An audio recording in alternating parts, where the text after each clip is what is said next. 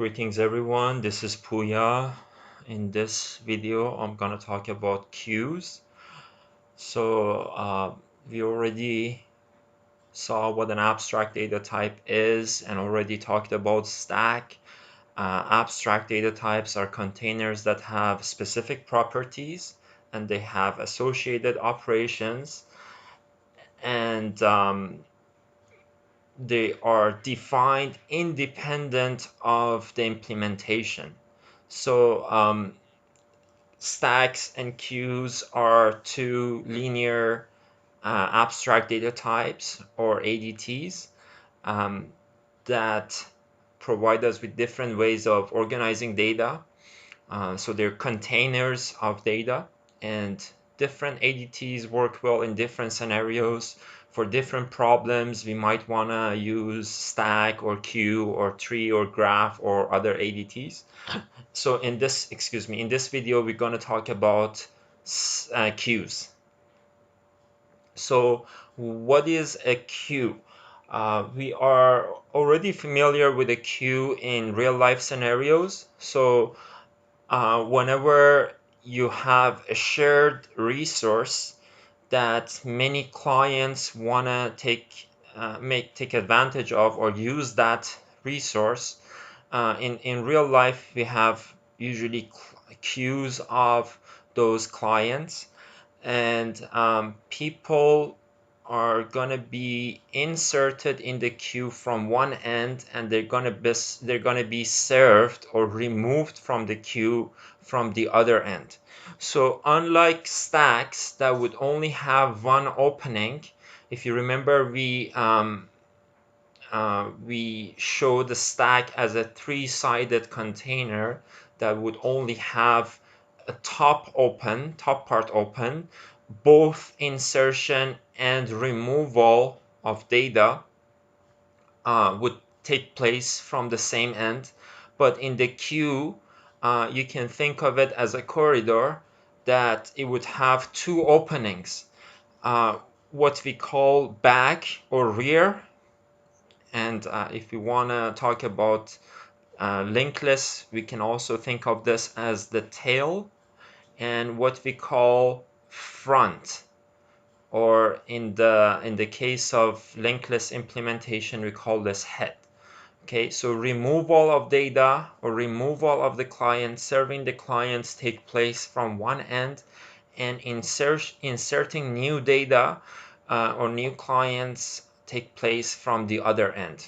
So always insertion happens from the back and removal happens from the front. So there are two operations associated with queues. If you remember, we mentioned that every ADT has associated operations.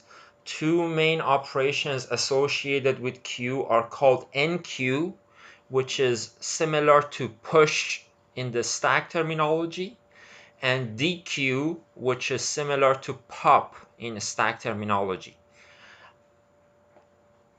Dequeue takes place from the front of the queue or the head of the queue, and enqueue or inserting takes place from the tail or rear or back of the queue. Okay, and just get used to these different terminologies: front and rear. Rear is also sometimes called back. Enqueue, which is similar to push, and we'll see that in standard template library implementation of class queue, enqueue is called push. So we use the same term, like the C++ standard template class queue uses the same terminology as we used for class stack. Enqueue is the same as pushing, dequeue is the same as popping. Enqueue is inserting, dequeue is removing. And you see that we have a direction. Unlike the stack that we only had one opening from the top, here we have two openings, one for inserting, one for removal.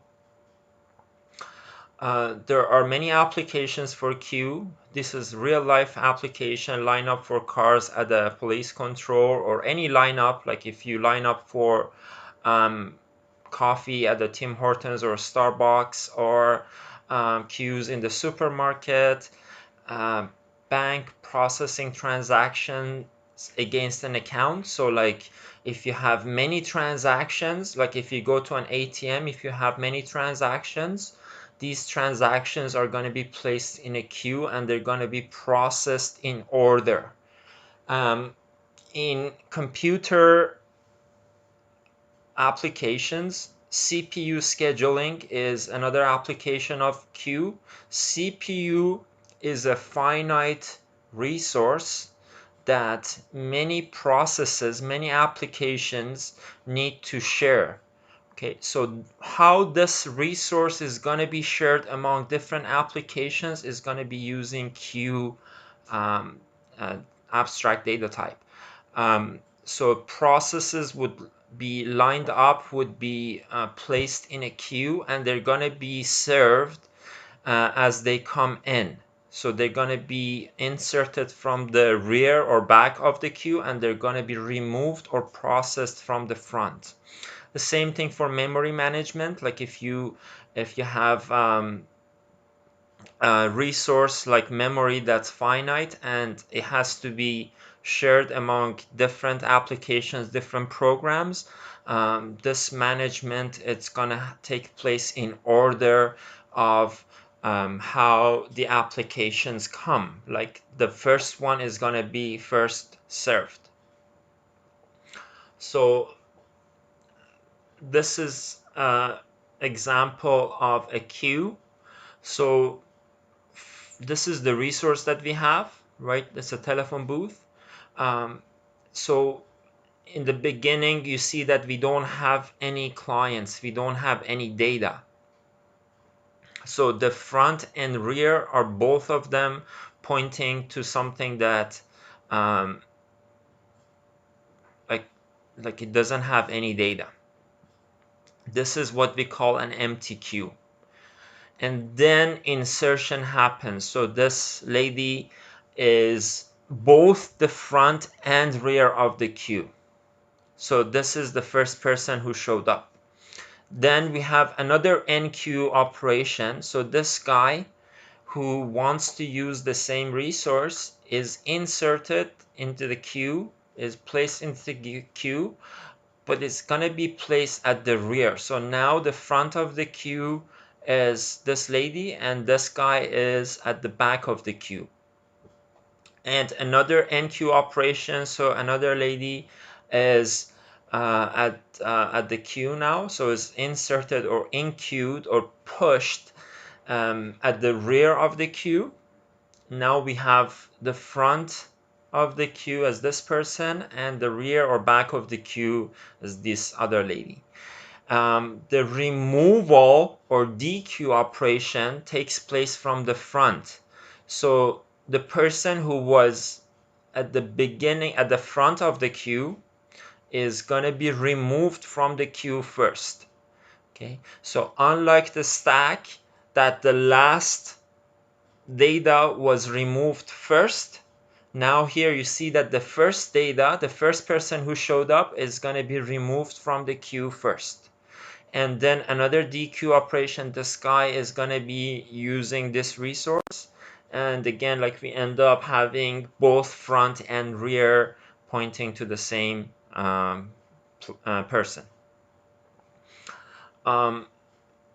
The another two operations that is associated with queue, and these are Boolean operations. It means like we use them to check the status of the queue is empty or full, is empty or is full.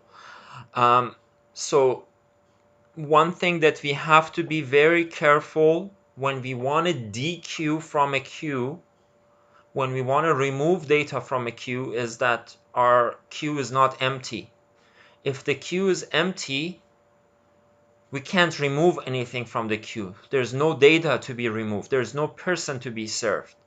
So The isEmpty operation, it's a Boolean operation that would return true or false. It would basically check if our queue is empty or not. If it is empty, it would return true. If it is not empty, it would return false. A similar situation arises when you want to insert a new data to your queue, and your queue has a limited capacity, right? So let's say that you would have an array of size 10 or a lineup of maximum 10 people, right? If you already have exhausted the capacity of your queue, have used the maximum capacity of your array or your queue, then you can't insert or enqueue another data into your queue. So the isFull operation is another Boolean operation that would check if your queue is full or not full. If the queue is full, it means that you cannot enqueue anymore.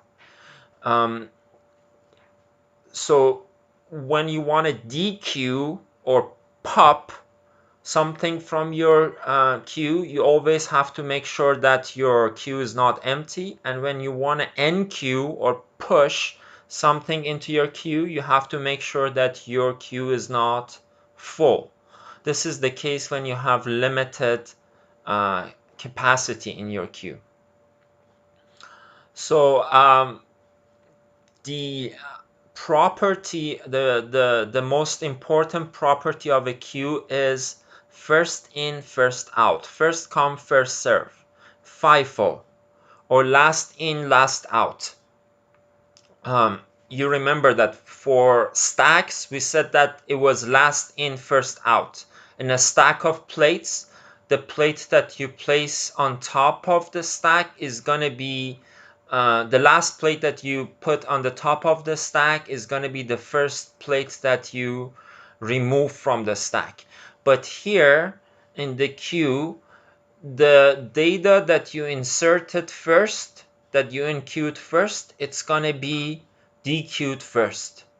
So it's we call it a fair algorithm, right? Because the person who has been waiting the longest, it's going to be served the first. The data who arrived first, it's going to be removed first. Insertion or enqueuing happens from the rear or back of the queue, and dequeue or popping or removing takes place from the front of the queue. Again, just like rear or back are the same and front. And when we talk about linked list implementation, we refer to front as head and rear as the tail. So we talked about enqueue and dequeue, and we also talked about isEmpty and isFull operation that we have to check when we want to dequeue. We have to make sure that the queue is not empty, and when we want to enqueue, we have to make sure that queue is not full. So let's look at one animation of queue. So this is an array implementation of queue.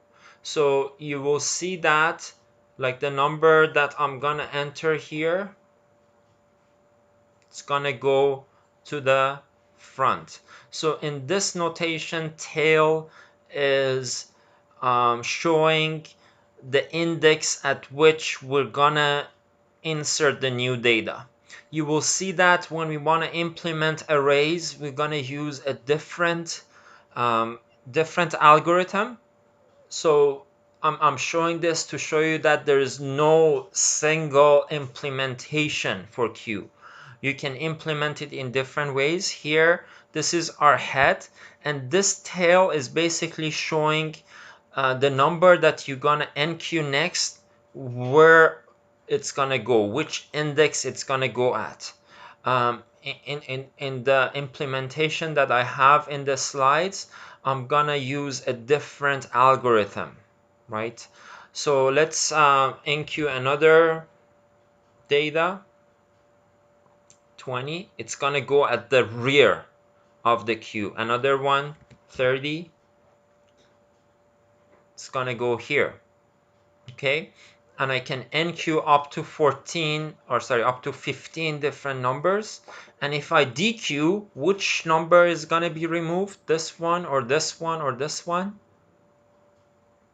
Dequeuing happens from the front or head of the queue. Another dequeue, right? So now our head and tail are basically the same, right? Well, like here it's showing like if I want to enqueue one more, where does it go?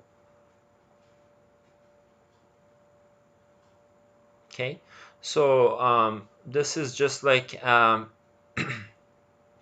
animation for enqueue and dequeue. So the main two operations associated with a queue are enqueue and dequeue, as we mentioned.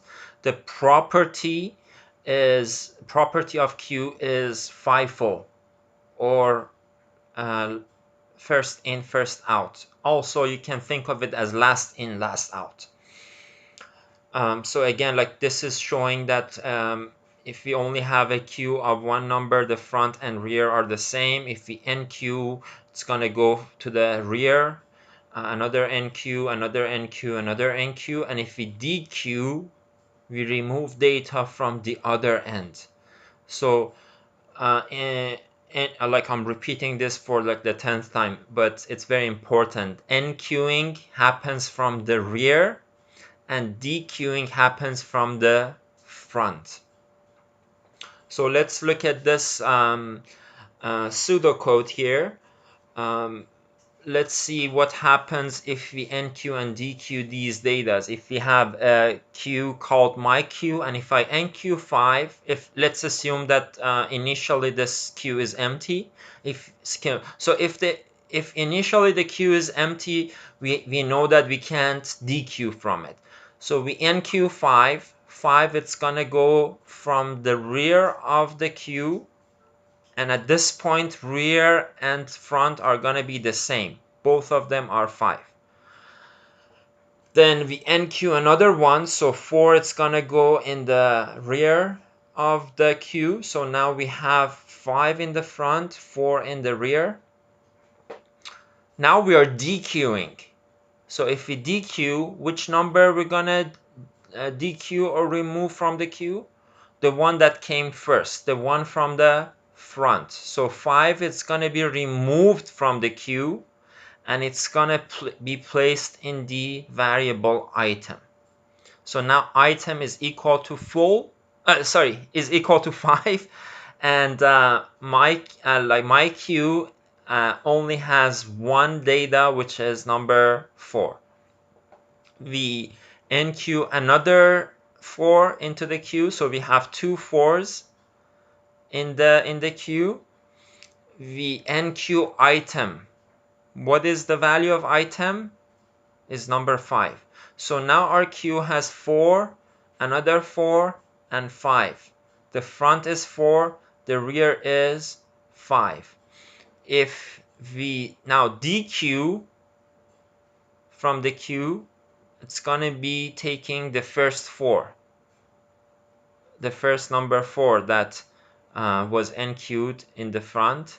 Now it's just gonna be removed. So now item is equal to 4, and we're just like gonna do dequeuing until like our queue becomes empty. So at this point we dequeue the second 4 that we placed in the queue. Item becomes 4, we write 4, and then another iteration we're gonna dequeue number 5 that was at the rear, now like is at the front and rear of the queue. So item becomes 5, we write it. So this program, this pseudocode, it's gonna print 4 and then 5, and then our queue becomes empty, so we get out of this loop. An application of this, a real life application of it, is basically how your printer prints data. You send many different requests to your printer. So there are many printing jobs that has to be done. How are these jobs processed by the printer? All these applications, all these requests are placed in a queue, and the request that came first is going to be processed first. That's why we call it a FAIR algorithm. Okay. So let's say that you want to print like information of a student, and you want to write a program for that. So you have a class for like the data that you have for a student, and also you would have a class of queues. So basically a container for all the data that has to be processed. Okay, so this is a container class. Queue is a container class. So this is how the data is gonna be processed, right? And the queue items are inserted at the back and removed from the front. FIFO, first in, first out, or last in, last out, a fair data structure. Another application of that is when a web server has to respond to many different clients. So how this is going to be managed? This is going to again be managed through a queue. So also, like if you like, let's say like you have a chat box. In our live courses, we have live lectures, we have chat box. How the messages, what is the order that the messages are going to be appearing in the chat box? The first one first, right? How this is managed? It's managed through a queue. So the data or the requests or the messages are placed in a queue, and the insertion or the enqueuing or the pushing happens from one end, and removing or dequeuing or popping happens from the other end. So first in, first out. The same thing happens for CPU jobs, and you will see that there are different algorithmic problems that take advantage of queues for solving different problems. So this is some of the application of the queue. We already talked about the operations associated with the queue. Insertion and removing are the main two operations. We call this enqueue and dequeue, or push or pop. We also can have is empty and is full. We already saw that. And another operation that is very similar to what we had for the stack is peek, or is also called front. In a stack implementation, we called it top. So basically, in this case, we only want to see what is in the front of the queue, right? We don't want to remove that data from the queue, but we only want to see the value of it. So this is called peek operation, returns the item at the front of the queue without removing it. One very important property of these operations, independent of how you want to implement the queue, is that the insertion, removing, and peek should take a constant time to be processed. So no matter how many elements you have in your queue, if you want to insert a new item, it should always take the same amount of time. So we call it the big O notation 1, right? The insertion or removing time, the enqueuing or dequeuing time, should not depend on the number of elements that you have in your queue. Okay, so a constant time is one thing that we have to be very careful when we want to implement these operations, right? We'll see like how this is going to be important when we implement the queue using a linked list. We had the same property for stacks, and you saw how important that was when we wanted to implement stacks using linked list. So the last thing I want to share in this video is showing you how we can implement a queue. So there are many different ways of implementing a queue, 4 of which I'm showing here. We can implement queue using arrays and linked list, but we have variation for that. So we can implement a queue using a linear array. So this is something that we are used to. So indexes go from 0, 1, 2, 3, 4 to size -1, right? And Enqueue happens from the rear, dequeue happens from the front. Now we would have the concept of circular array, which many of you might not be familiar with. But let's say that we have an array that has many data at the rear, but the front of it is empty. It means that like we processed many data, we dequeued many data. So let's say like we have an array of size 5. The 2 elements at the first 2 index are empty, but the next 3 elements at the rear are they have data. So if you want to use a linear array, we can't enqueue anymore because we have something at the rear of the array.